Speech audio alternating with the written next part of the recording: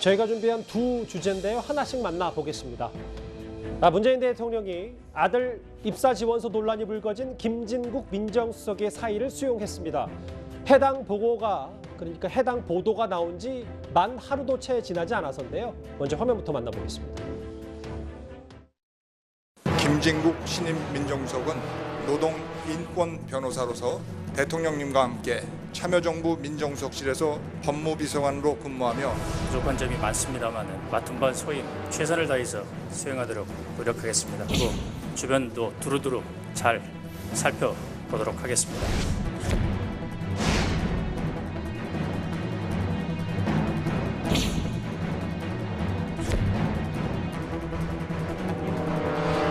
문재인 대통령은 21일 김진국 민정수석의 사의를 수용했습니다.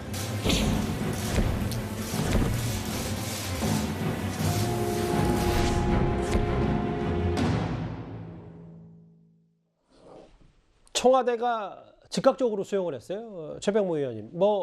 여러 해석이 있지만 청와대가 저렇게 발빠르게 나설 수밖에 없는 이유가 대선도 앞두고 그리고 최근에 이재명 후보 아들 의혹 이런 공정 문제를 좀 무시할 수 없어서였습니까? 그렇죠. 아니 우선 이 사태를 놓고서 사실은 어떤 식의 해명도 전혀 그 국민들한테 는 먹혀들지 않을 거라고 봅니다. 그게 왜 그러냐면 현직 민정수석이고요. 예. 그다음에 아들의 나이가 31살이에요. 그러니까 그냥 어떤 분별 없는 미성년자가 저지른 행위가 아니란 말이죠. 그런 부분이 있고 그러다 보니까 이게 더군다나 취업 이런 거하고 지금 얼마나 젊은이들이 민감합니까? 거기다가 하필이면 또 이재명 후보 아들 문제하고 이렇게 약간 오버랩돼요. 그러다 보니까 청와대로서는 우선 변명의 여지가 없는 것이고 그다음에 지금 그 여권의 대선 후보와 이게 오버랩되는 측면 이런 것들을 감안할 때는 시간이 지나면 지날수록 이거는 악재가 된다. 아마 이런 판단을 한 것으로 봐서 굉장히 신속하게 이례적으로 신속하게 이 문제를 처리해서 빨리 다음 국면으로 넘어가려고 하는 것 아닌가. 저는 그렇게 생각을 했습니다. 사의 수용 배경을 처음으로 만나봤고요. 그러면 어떤 논란이 있었길래 그 논란의 입사 지원서 얘기 저희가 한번 만나보겠습니다. 성장 과정, 아버지께서 김진국 민정수석입니다. 학창 시절 아버지께서 많은 도움을 주실 겁니다. 5곳에 제출한 입사 지원서 가운데 이런 내용이 있습니다. 성격의 장단점, 제가 아버지께 잘 말해서 이 기업의 꿈을 이뤄드리겠습니다.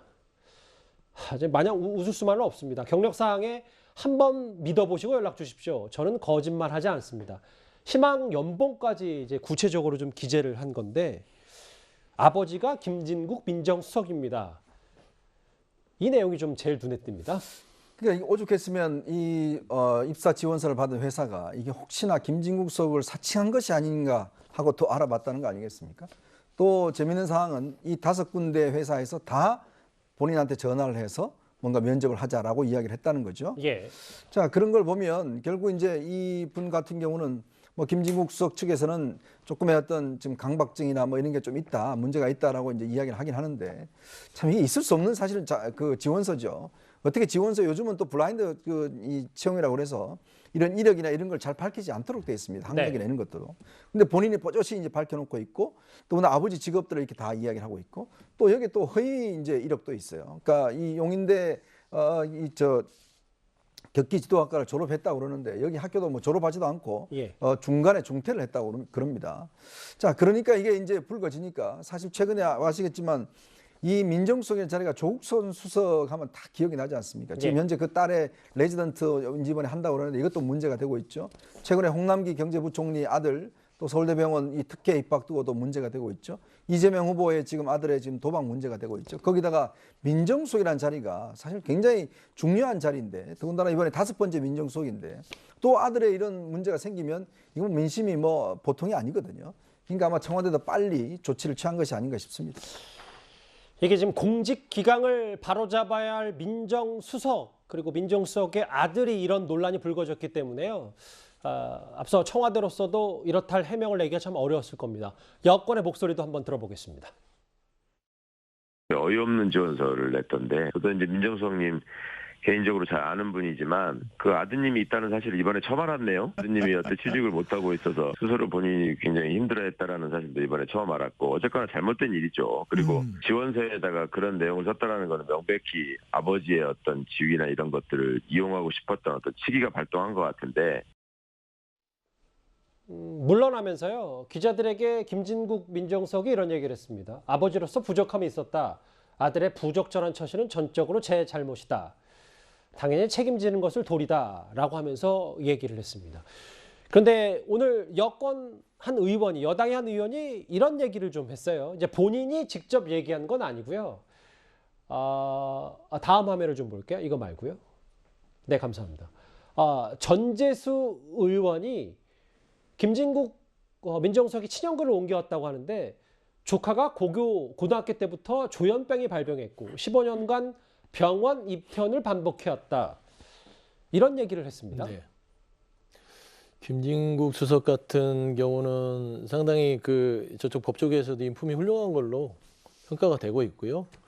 일단 지금 아들 문제가 불거져서 즉각에서 사과를 하고 거기에 대해서 변명하지 않고 국민들이 바라는 공직자의 수준 이런 책임감에 대해서 그냥 책임을 그대로 느끼시면서 사의 표명을 했고 청와대도 그렇게 받아들인 걸로 보시면 되고 지금 전재수 의원께서 얘기한 거는요. 김진국 친형이세요. 아마 제가 알기로 의사로 알고 계시고요. 아하.